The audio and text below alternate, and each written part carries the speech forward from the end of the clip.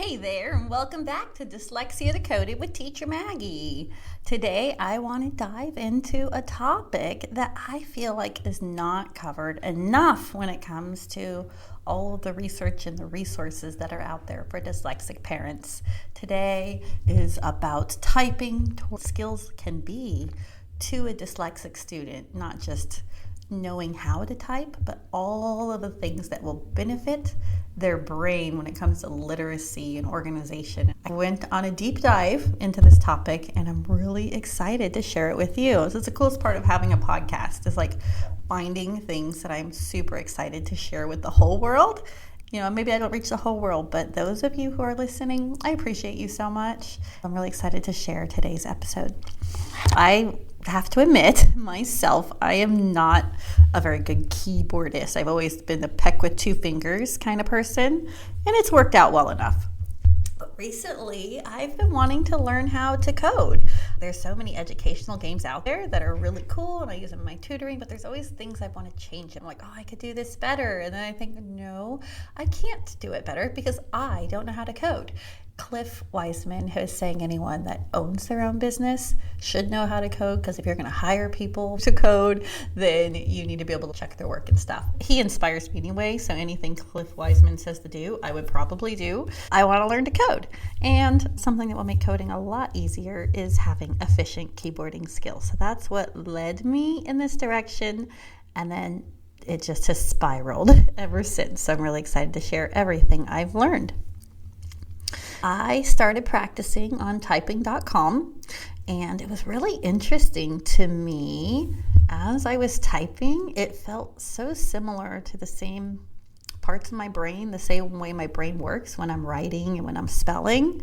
I could sense my brain engaging in a way that was just so clearly the dyslexic parts of my brain were strongly engaged the entire time. So this observation led me to want to explore more into the science behind typing and dyslexia and discover some compelling insights. It's really cool to see how these things are related. So why typing helps a dyslexic brain? Learning to type isn't just a useful skill for anyone, but for a dyslexic student, it can be a transformative tool. It can reduce the strain on handwriting. As a reading tutor, that when a student is writing their letters, writing them correctly is just going to encourage their reading as well. So, for example, you write from top to bottom, left to right. We read top to bottom, left to right. Students that have the habit of writing from the bottom up, they're working backwards. When they're trying to read down and write up, it's like swimming upstream, and it is really going to hinder their developing fluency. I see it over and over again, and there's research behind it, and I believe it. So I really encourage students to write top to bottom, left to right. But when a student is trying to think of all these things at once, how to write the letters, how to correctly format letters, having correct spacing, using correct spelling, all of these things can really hinder a student's writing fluency, ability to express themselves, their own creativity. Learning to type can reduce the strain of just general handwriting. It will reinforce spelling and reading fluency. Typing involves muscle memory. Repeatedly typing words helps fingers internalize spelling patterns, very much like how practicing sight words enhances recognition. Research indicates that typing can strengthen phonics skills and helping improve spelling and reading fluency. The third thing is that this kind of links to the first, that when you're typing, it's going to just reduce that cognitive load. Reading and spelling makes our brains tired. There's so many things that when we're working against our dyslexia, it's not how our brain wants to work. It is just so much more physically taxing than it is for someone without dyslexia, I guess I should say. So being able to type is going to lessen that mental load. We're not going to have to put all that energy into letter formation or even spelling, because hey, hallelujah for spell correct, right? Spell check. Sentence construction. If we write a sentence, it doesn't sound right, it's easy to just go back and fix it. So there's just so much that we're juggling when we're writing, and being able to type just simplifies these tasks. Once typing becomes second nature, students can really concentrate more on their ideas rather than the mechanics of writing. And the last thing I want to mention here is that when you're typing, you're using your left hand and your right hand. And in turn, you're using both sides of the brain. Anytime you're doing an activity where you're using both sides, activating both hemispheres in the brain. This can enhance your neural connections, improving coordination and processing speed. It's like a mental workout every time you type.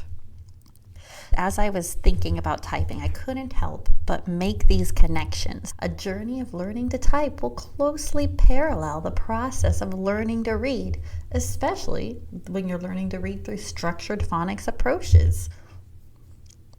As you introduce a few letters and a vowel, you can blend those, and you have more letters, and you add other phonics patterns, and gradually increase knowledge. Students build proficiency step by step. This structured progression is particularly beneficial for dyslexic learners. Well, when you're learning to type, it's the same way. You're going to start with just two keys, your nice little F and your J, and you're going to gradually add another letter or finger stroke. The same way we embrace mistakes when learning how to read, you will embrace mistakes when you're learning how to type.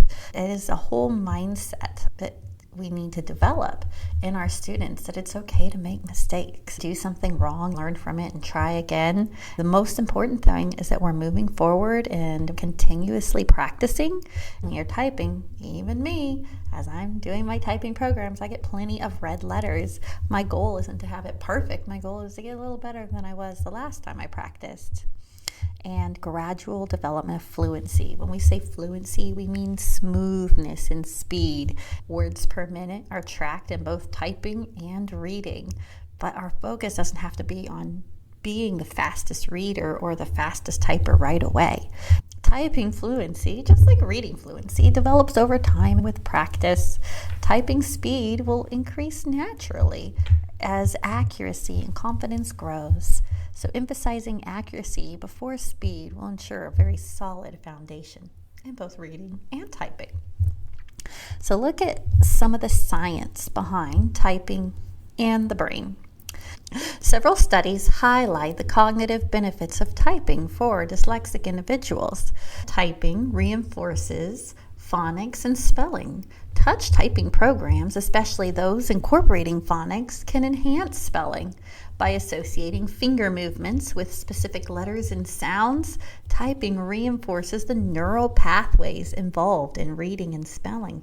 We're turning reading and spelling more into a kinesthetic activity where we're not just seeing the words and hearing the words, we're touching them. Typing will also activate the language processing centers in the brain, while handwriting engages more of these centers, a broader brain network. Typing will still stimulate areas related to language processing. This engagement supports the development of literacy skills. Typing improves organization and executive functioning. A lot of people don't realize that organization is something that dyslexics struggle with, and it could be organizing our writing, keeping our numbers in order when we're doing math. It could also be keeping our room tidy or knowing where that homework assignment is. All of these things can come into play with dyslexia, and the way our brain works when we're typing, it will help to improve these organizational parts of our brain. So I wanted to share with you some of the typing programs that I have looked into and my specific thoughts on them. First, I already mentioned right now I'm using typing.com. I just went to typing.com because it's what I've always used and I'm familiar with it, and it's free. The free version is completely adequate. There are ads, but they're kind of to the side. They're not in your face. I don't even notice them. So I've been using typing.com myself, but I wanted to look into, I love when I'm listening to a podcast and they give me the deets. I don't have to go research for myself. So I wanted to share with you a little bit more. So they do have an ad-free, their premium version, and it's $3.99 a month. It takes the ads away, but they also have other things involved. One of those is a coding program, which has me super intrigued. I want to check that out. I'm really tempted to sign up for premium typing just for that. computer safety things, being a good digital citizenship, I believe they call it, and other typing programs that are involved in having a premium membership. I also tried out Typing Club. Actually being in their lessons, I thought was pretty cool. I really enjoyed the lessons and just kind of the way the keystrokes and stuff and the screen was laid out. They have more games kind of built in. I found those really engaging.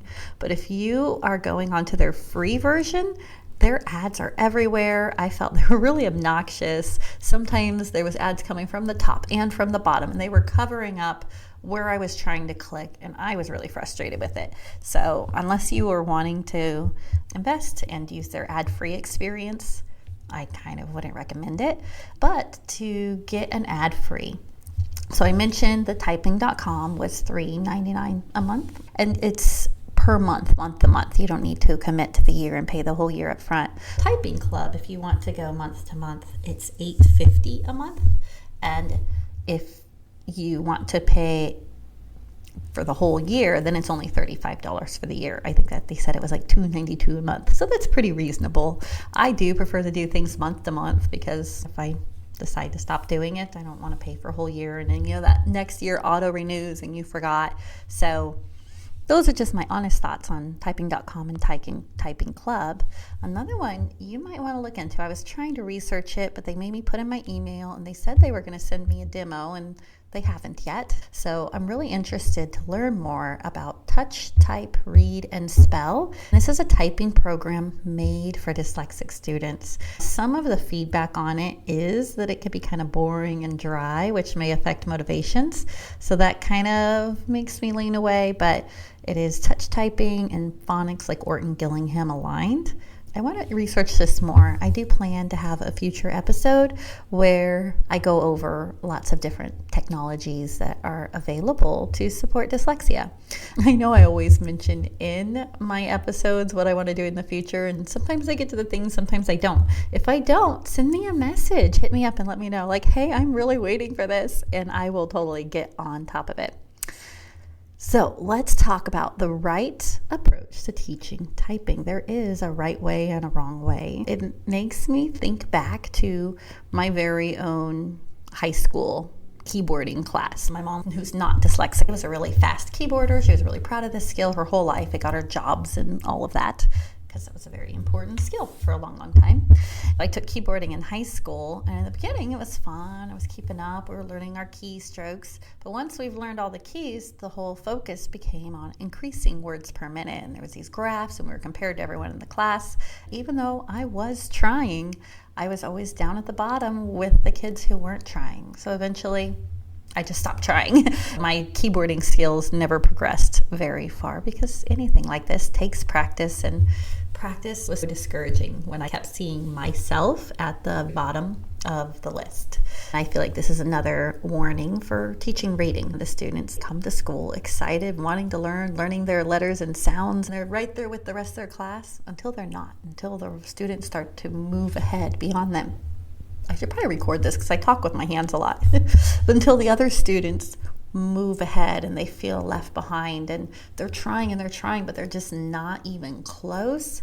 And it could get really discouraging, and many times these students eventually give up, especially if they don't know they have dyslexia, if their schools don't know they have dyslexia, if their teacher thinks that they're not trying or they're being lazy, or if you would just focus or put in effort, then you could read the word. Things like this will produce a student who just shuts down and cannot put any mental energy into learning to read. And that's what happened to me with learning to type. So when teaching reading, prioritize accuracy. Gradual progress is the way to go. I love these structured programs. I do feel like typing.com moves a little slower in their progression and introduction of keys than Typing Club did, so I would maybe prefer that. And then just keep a positive reinforcement and celebrating every little win. So I hope by now I've talked you into starting yourself or your dyslexic student to learning typing. Now, please know when they start, it is going to be more challenging for them than it would be for a student without dyslexia. I think it's fair to be honest with them. Like, hey, we're going to do this. It's not going to be easy. You're going to make a lot of mistakes, but we can do anything for like 10 minutes, right? If you could do 10 minutes a day, you will make mind-boggling progress over the next few weeks. So I recommend starting nice and young. Even before you know they have dyslexia. I started my 5-year-old on typing.com. She's loving it. Is she perfect? No, but she is getting familiar with the keyboard and is really enjoying the process of learning. And that's what we should always encourage students to enjoy the learning process, not just the goal of mastering something. Choose a structured typing program like typing.com or Typing Club, and there's probably so many more out there. Those are just the ones I know. Incorporate some more enjoyable elements. There are more gamified typing programs and websites you can look into. Emphasize accuracy over speed. Our goal isn't to be the fastest typer, it's to get the right letters, and the speed will come. Help your student be patient with themselves and just enjoy the process. So my final thoughts.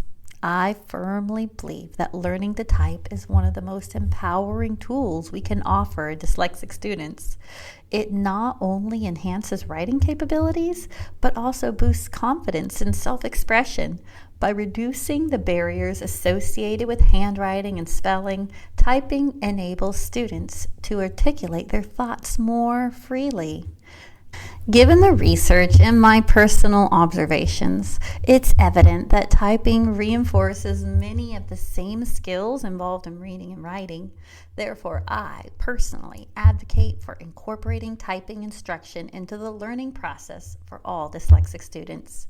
If you haven't yet considered typing as a tool for your child, I encourage you to explore this option. It may have a more profound impact than you anticipate. Thank you for joining me on this episode of Dyslexia Decoded with Teacher Maggie. If you found this discussion insightful, please share it with other parents or educators who might benefit. I am eager to hear about your experiences. If your child is learning, let me know how it's going. If you look down in the description of the episode, there should be a link to message me directly.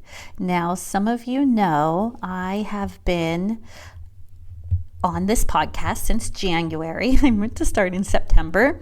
Procrastination, fear, all the things, but I hesitated to start, and I started in January, so it's been 3-ish months now, and I've been pretty consistent getting an episode out weekly. This week it took me a little longer to find something I was really excited about, and I'm excited to share something that means something to me and isn't just what I think you want to hear. I did get my first email from Laura. So I want to say hi to Laura and her son. Congratulations on your dyslexia diagnosis. And if you or any of the listeners need anything, please reach out to me. I do this because I want to connect with you. So until next time, friends, keep going slow and trust the process. Bye-bye.